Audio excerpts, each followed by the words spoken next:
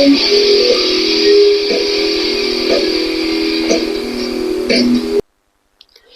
everyone, welcome to Logan's Mosh Pit. Glad to have you here. Do me a favor and please subscribe if you haven't already.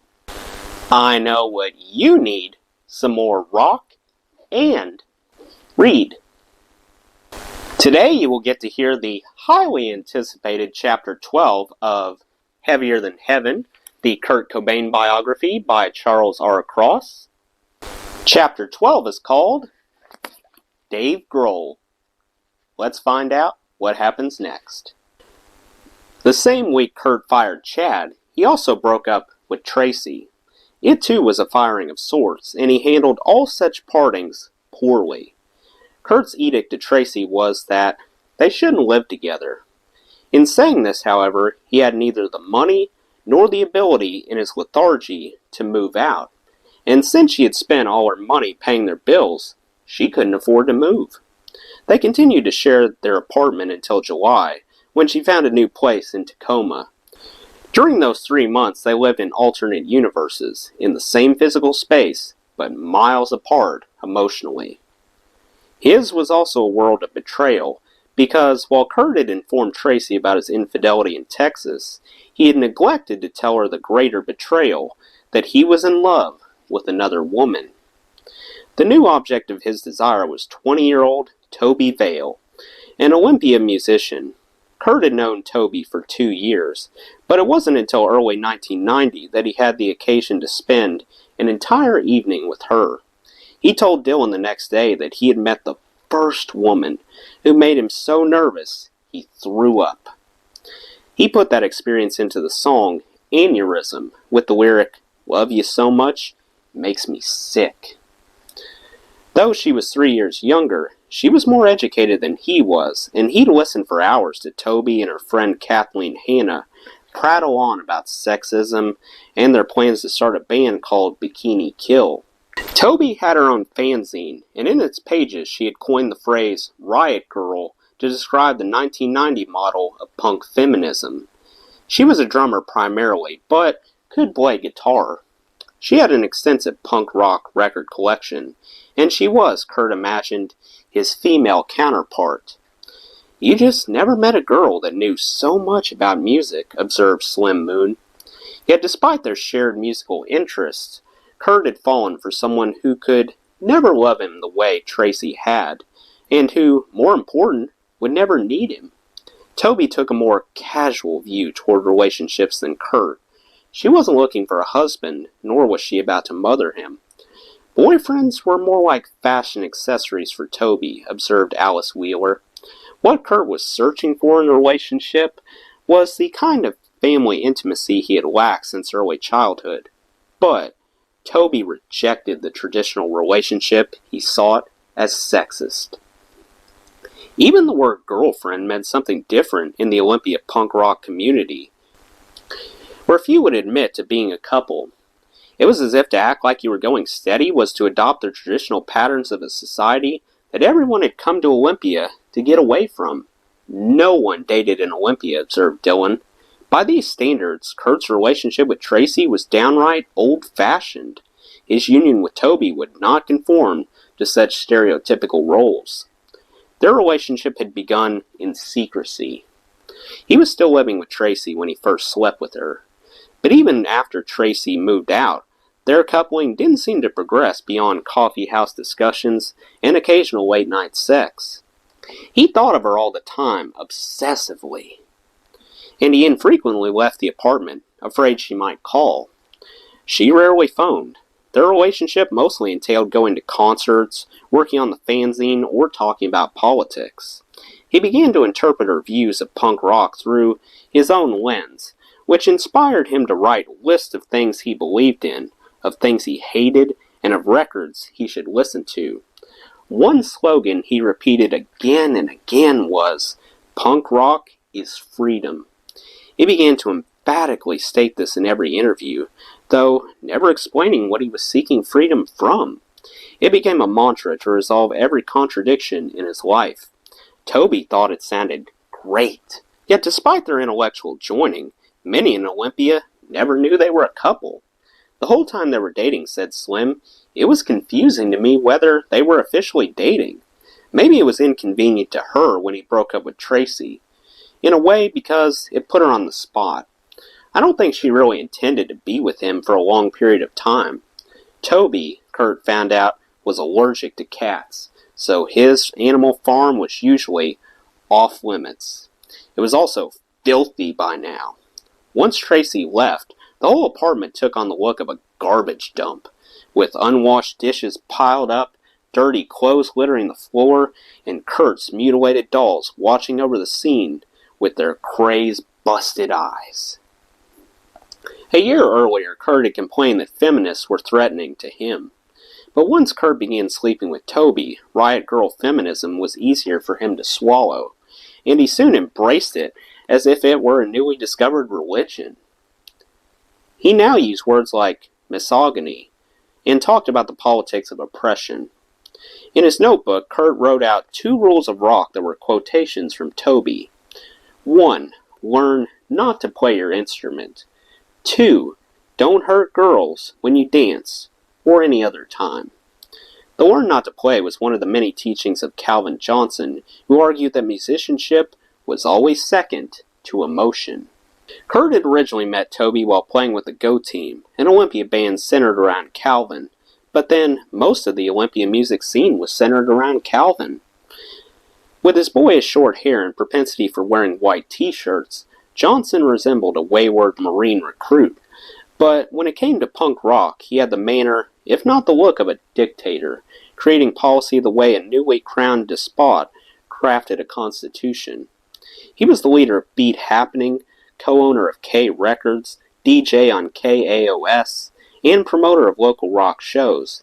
He preached a lo-fi indie rock ethic, and he ruled Olympia, the way Buzz Osborne had commanded Gray's Harbor. Calvin was very non-rock, remembered John Goodmanson. The joke was that if you had a bass player in your band, you couldn't be on K.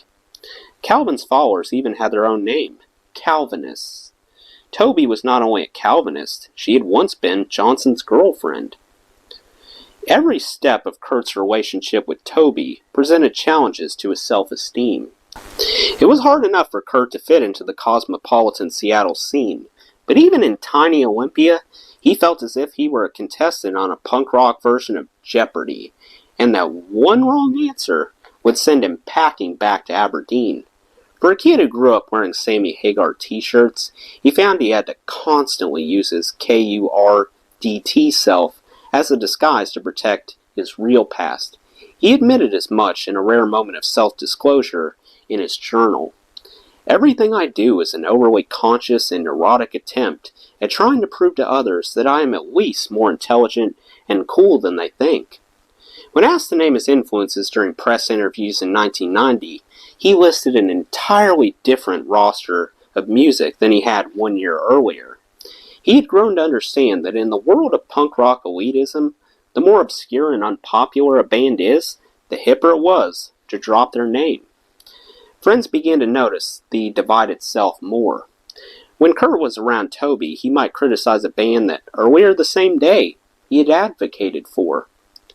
That summer, both Chris and Kurt were facetiously dubbing cassettes of the Smart Studios demos, but they weren't wasting postage sending them to Touch and Go.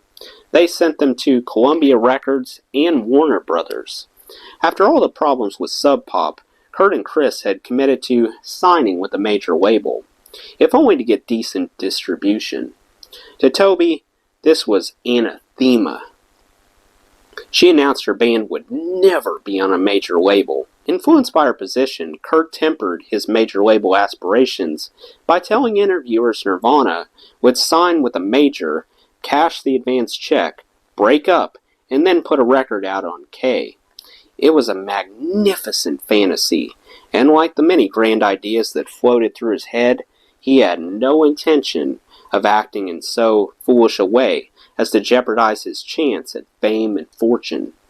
Since their brief employ of Tam Ormond, Nirvana had managed themselves, using Michelle Wosimski as a booker, with Chris handling most of the financial arrangements. I was the only member of Nirvana who graduated from high school, Chris explained. In May 1990, Sub Pop sent the band a new proposed contract. It was 30 pages long and gave numerous unequivocal rights to the label. Kurt knew he didn't want to sign the document. He and Chris turned to Susan Sliver, the respected manager of Soundgarden. She took one look at the contract and told them they needed a lawyer. Sliver was surprised at how adamant they were about not wanting to be on Sub Pop anymore. They complained Bleach had gotten no promotion, and that the label had never provided them with an accounting for how many copies had been sold. Kurt declared he wanted a big money deal on a major label with the muscle of a big corporation behind him, even though the band was still without a drummer. Such a statement was grounds for public hanging in the court of Calvin, but it was even in contrast to most Seattle bands. It also contradicted what Kurt had said in the press as recently as 3 weeks before. On April 27th, when radio station WOZQ asked whether the band would consider signing with a major, he replied, "We don't have any interest in a major label. It would be nice to have better distribution, but anything else that goes on major labels is just a bunch of..." But in the time since that interview, his split with Tracy had deprived him of his benefactor. He now declared he wanted a $1 million deal, but perhaps in a nod to the influence of Toby, he proclaimed that even when Nirvana got their huge deal, they would still tour in a van. Kurt had heard of Peter Paterno, one of the industry's heaviest lawyers, and asked if Susan could put in a word for them. "I'm going to Los Angeles tomorrow," she said. "If you come sometime while I'm there, I'll take you to meet him." Chris replied, "We'll start driving tonight and see you in a couple days." 2 days later, they met Sliver in Los Angeles. Sliver introduced them to Don Mueller, a well-known agent, and when Paterno was unable to make time in his schedule, she connected them with attorney Alan Mintz. He found them naive, but ambitious. Mintz's specialty was new bands, but he discovered that even as new artists, they were definitely among the scruffiest that ever came through the door. Sub Pop was also talking to lawyers, attempting to use Nirvana's growing reputation to get a major label to invest in them. Mintz mentioned this to the band, suggesting they might get the distribution they wanted on Sub Pop. Kurt leaned forward and resolutely replied, "Get me off this label." Kurt declared he wanted to sell lots of records. Impressed by their tape, Mintz began working to find them a deal that day.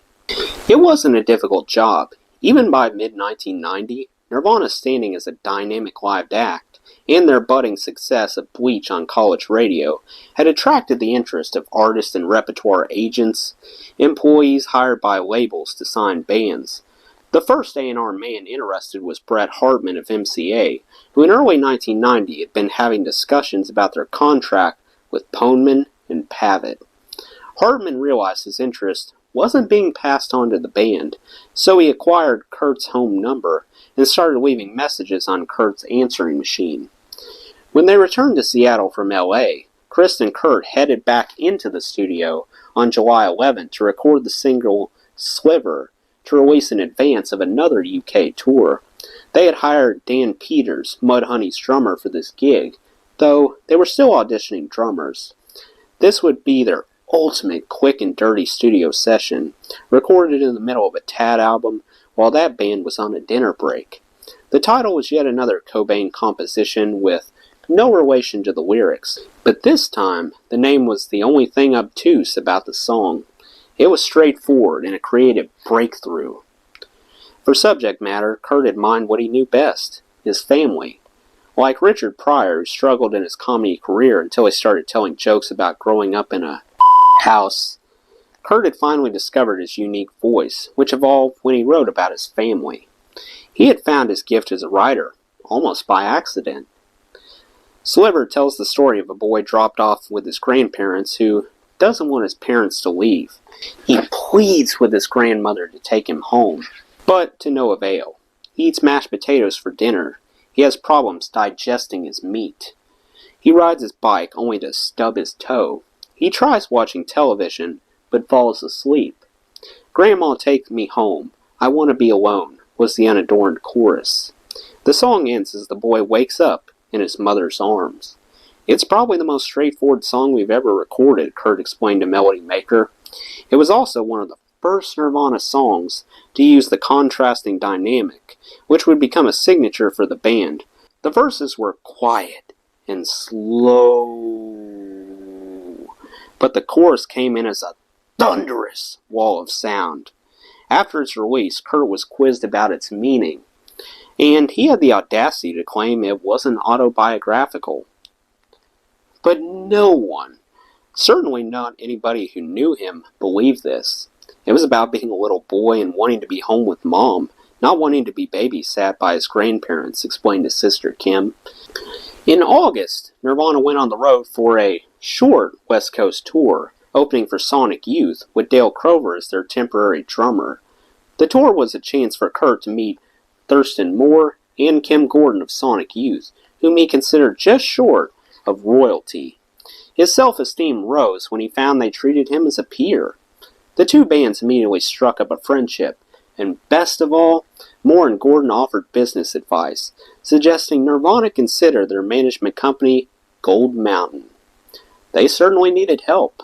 Despite the honor the tour afforded, they were paid poorly, following Sonic Youth's huge bus in their absurd little Dodge van, looking more like starstruck fans than stars themselves. At the Los Angeles show, MCA's Brett Hartman and his boss, Paul Atkinson, went backstage to visit the band after their set, and found Kurt and Chris packing up their gear. They were too poor to afford roadies. Atkinson invited the band to tour MCA, but Chris said they had to drive back for his job. The conversation came to a halt when Chris explained he had to go sell t-shirts. They needed gas money to get out of town. When the tour arrived in the Northwest, interest in the hometown boys was greater than for Sonic Youth. In Portland and Seattle, they were burgeoning stars. After each show, a growing number of fans were speaking their praises. Yet Kurt's personality didn't seem to change with the attention, observed Sally Berry, who was in an opening band on this tour. He was the first person I ever saw fling himself into the crowd with his guitar and not give a rat's ass, she recalled. With other people, you could see a conscious thought to it, but with Kurt, it was instant and honest. Almost every show ended with Kurt leaping into the audience, or the audience leaping into him. This tour, Kurt spared his drummer, since Crover had announced he would pound Kurt within an inch of his life if his kit was damaged. Crover had to return to the Melvins, so Nirvana hired Dan Peters as their new drummer and began planning a UK tour. But even as Peters pounded the drums for the band at a September 22nd concert, in the audience was another candidate. Kurt and Chris had flown in to audition. The gig, for which Peters had played well, was his one and only show with Nirvana. The newly arrived drummer was 21-year-old Dave Grohl. Originally from Virginia, Grohl had played with the bands Scream and Dane Bramage. The transposed letters of the latter name was probably enough to endear him to Kurt, since it showed, if nothing else, that Grohl shared his sense of humor. It was Buzz who had hooked Grohl up with Nirvana, stepping back into his mentor role, and it may have been the greatest gift he ever bestowed. The instant Kurt and Chris practiced with Grohl, they knew they had their final drummer. Just 20 days later, Dave Grohl was playing his first show with Nirvana, barely familiar with the names of the songs, much less the drum parts, but with Grohl, it hardly mattered. As Chris and Kurt had discovered, he was an animal behind the kit. Kurt had struggled with drummers in the past, his perfectionism stemming from his own tenure playing drums. During most sound checks, Kurt regularly moved to the drum kit and pounded out a few songs for kicks. But Grohl was the kind of drummer who made Kurt glad he had picked up the guitar. Grohl's first show was in Olympia's North Shore Surf Club. The night marked some of the worst technical snafus of Nirvana's entire history. An electrical malfunction caused the power to blow repeatedly, and the band had to turn off half their amps to avoid further blackouts.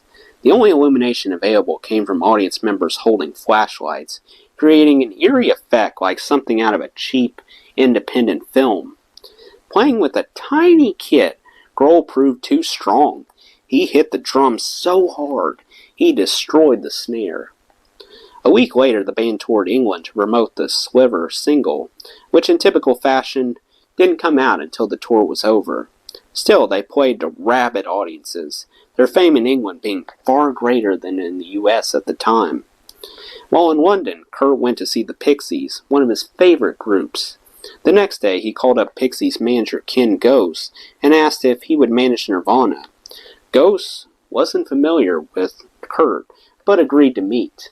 When they met in a hotel lobby, Ghost found Kurt was more interested in talking about the Pixies than in promoting his own group. He wasn't your average fan, like the type we always see outside of stage doors, Ghost recalled. In fact, he wasn't so much a fan, he was a student of the band. He obviously had a massive amount of respect for what they were doing. He went on and on about it. During their conversation, a commotion ensued when Charles Thompson, the lead singer of the Pixies, walked into the hotel. Ghost offered to introduce Kurt to his idol, but Kurt froze at the suggestion. "I don't think so," Kurt said, backing away slightly.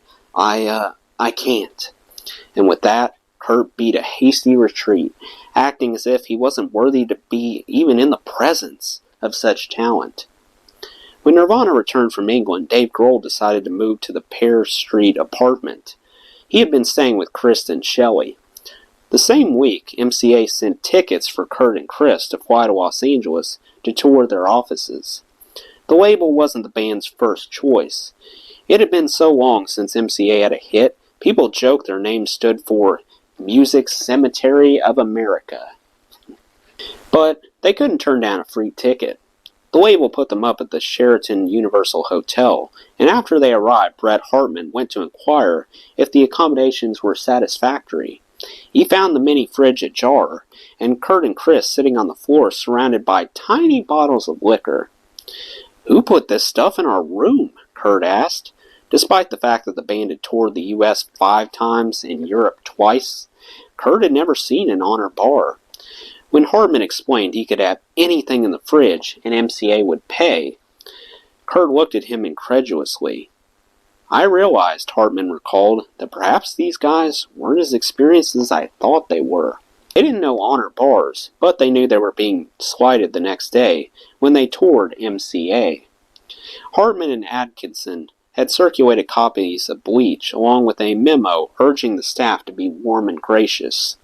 Yet when they escorted the band through the building, it appeared every bigwig was at lunch. Angie Jenkins, who ran the publicity department, spoke with them briefly and encouraged them, as did the guys in the mailroom, who were among the handful of MCA employees who had listened to Bleach. The topper came when the group was wheeled into the office of Richard Palmise, who briefly shook hands with them before muttering, "It's really great to meet you guys. I really like your music, but I've got a lunch appointment in 5 minutes. I'm going to have to excuse myself." Kurt wasn't even sure who he was meeting, so he turned to Atkinson and asked, "Who is that guy?" "That's the president of MCA," Atkinson replied with a grimace. And with that, MCA was out of the running. While in Los Angeles, Kurt and Chris hooked up with Sonic Youth, who again pushed Gold Mountain Management and told them they should sign with their label. DGC, part of Geffen Records, one of the few labels who so far hadn't expressed interest. By the time Kurt returned to the Northwest, Grohl had moved in, and his presence temporarily lifted Kurt's spirits. Living alone was never good for Kurt's mental health, and his isolation reached a peak during the summer of 1990. He bore all the signs of a child who had gone through a severe trauma.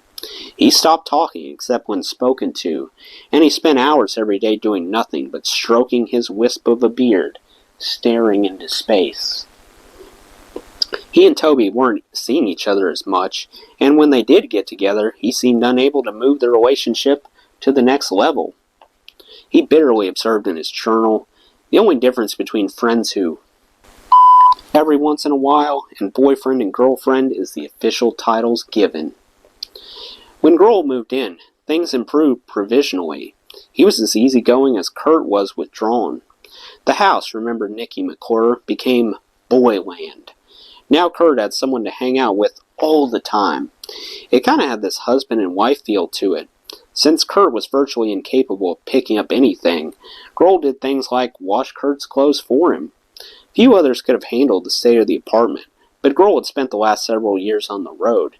Dave was raised in a van by wolves, explained Jennifer Finch.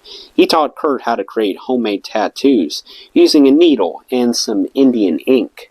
However, when Kurt decided to imprint his arm with the K Records logo, a K inside a shield, he went to an Olympia tattoo parlor one day with another friend. The tattoo was yet another attempt to impress Toby and Calvin. To anyone who wasn't familiar with K Records, Kurt explained the tattoo by pronouncing his love of the Vaselines. Curiously, the Vaselines weren't on K, even though they were distributed by the label. Who knows what he was thinking with that tattoo, says Dylan Carlson. I think he liked the records K distributed better than the records they put out. He should have had the tattoo read K Distributions. A better idea would have been to etch the Vaselines on his arm. Ever since Kurt added the band's Molly's Lips to Nirvana's repertoire, he had been singing the group's praises. They were the perfect band for Kurt. They were childish, amateurish, and unknown outside of the UK and a small US cult. Soon after hearing the Vaselines, Kurt began one of his many multi-draft letter-writing campaigns in his journal, attempting to befriend Eugene Kelly of the band. These letters were always chatty. In one, Kurt mentioned his ridiculous sleeping schedule, where I retire in the wee hours of the morning and successfully avoid any hint of daylight, and inevitably ended with some auditory comments about how brilliant the Vaselines were. Without trying to be too embarrassingly sappy, I have to say the songs you and Francis have written are some of the most beautiful songs ever. Grohl shared Kurt's musical taste, but not his obsession with courting favor with legends. He was far more interested in girls, and they were interested in him. He began dating Kathleen Hanna of Bikini Kill. Dave and Kurt would then do the Olympia version of double dating with Kathleen and Toby. They drink beer and make up lists of the most important punk rock records. Most of Dave and Kurt's amusements were adolescent, but with Toby and Kathleen around, everybody was more sociable. The situation made Kurt more attractive to Toby, since the prospect of hanging out as a gang was less serious than individual dating. Toby and Kathleen would literally say, "Let's go out with Nirvana," neighbor Ian Dickinson recalled. During one rambunctious night of partying at Kurt's house, Hannah spray-painted "Kurt smells like Teen Spirit" on the bedroom wall. She was referring to a deodorant for teenage girls, so her graffiti was not without implication.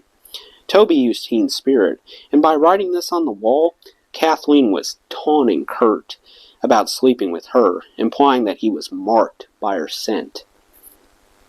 Yet despite an occasional night of revelry, Kurt was lonely and disenchanted. He spent a few nights secretly watching Toby's window from the street like a shy Cyrano. For the first time in years, he was feeling less hopeful about his career, even though labels had continued calling. Strangely, after years of anticipation, as he approached actually signing a contract, he was filled with self-doubt. He missed the togetherness he had with Tracy and their friendship. A few weeks after Tracy moved out, Kurt had finally confessed that he'd been sleeping with Toby all along, and Tracy was furious. "If you'd lie about that, you'd lie about anything," she yelled, and a part of him believed her. He did very briefly consider buying a house in Olympia. He couldn't actually complete any sort of purchase until he got an advance check, but he was confident enough he would elicit a large deal that he paid a fee to procure a list of available properties. He drove around with his friend Mickey Nelson of Fits of Depression, looking at dilapidated commercial buildings, planning to build a recording studio in the front and live in the back. He seemed only interested in the houses that looked like businesses, Nelson said. He didn't want to live in a normal house.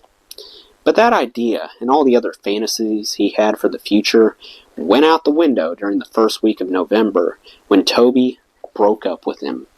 He was devastated. When she told him the news, he was barely able to stand up. He had never been dumped, and he took it badly. He and Toby had gone out for less than 6 months. It had been casual dating, casual sex, and a casual romance. But through it all, he hoped deeper intimacy was just around the corner. He fell back on his old pattern of internalizing his abandonment and back into self-hatred. She didn't leave him because she was young. She left him, he imagined, because he didn't deserve her. He was so nauseated.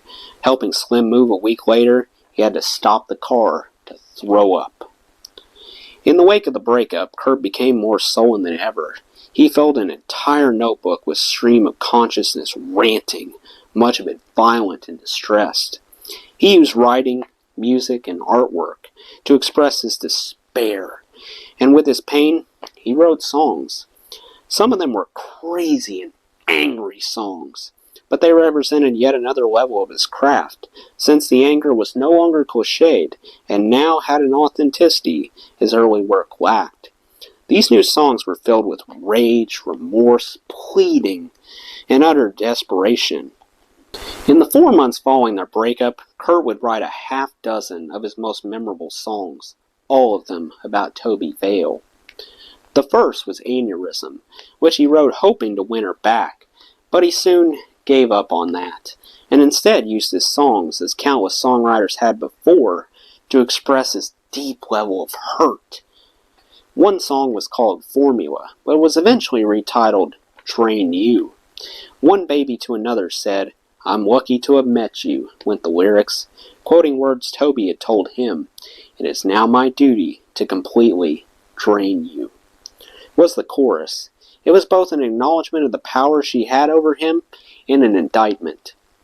There were other songs inspired by Toby, sometimes not as clearly connected, but all haunted by her ghost. Lounge Act is all about Toby, Christ observed. One line in the song references Kurt's tattoo, "I'll arrest myself, I'll wear a shield." Another sums up how their relationship was more about learning than love. "We've made a pact to learn from whoever we want, without new rules."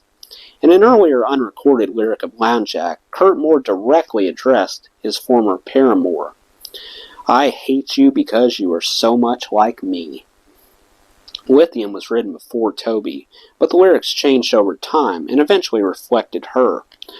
Kurt later told Chris Morris, a musician, that the songs included some of my personal experiences, like breaking up with girlfriends, having bad relationships, feeling the death void that the person in the song is feeling, very lonely, sick.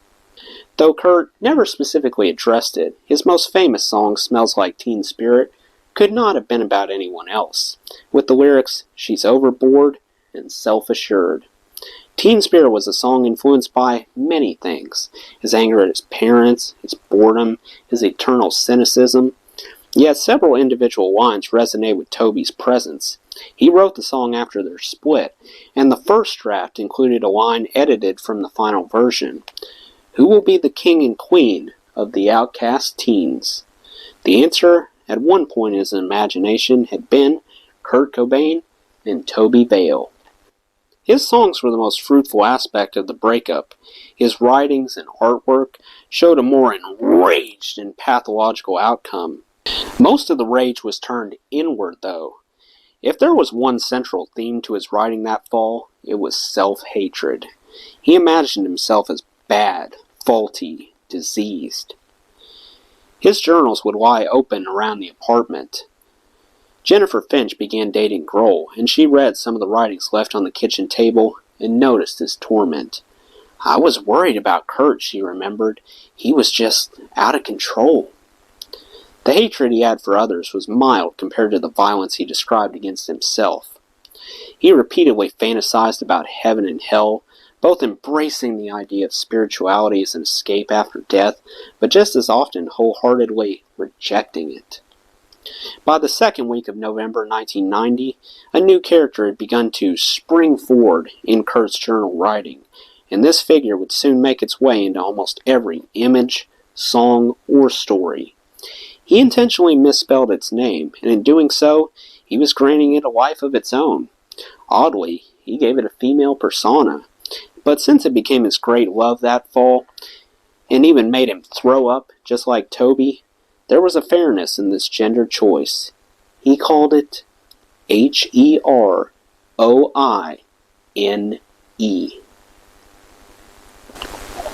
Well, that's the end of Chapter 12. Let me know what you thought of Chapter 12 in the comments below. That does it for today's video, guys. I hope you enjoyed. Make sure to like, comment, and subscribe if you haven't already. I really appreciate the support. I'll see you next time. Till then, rock on.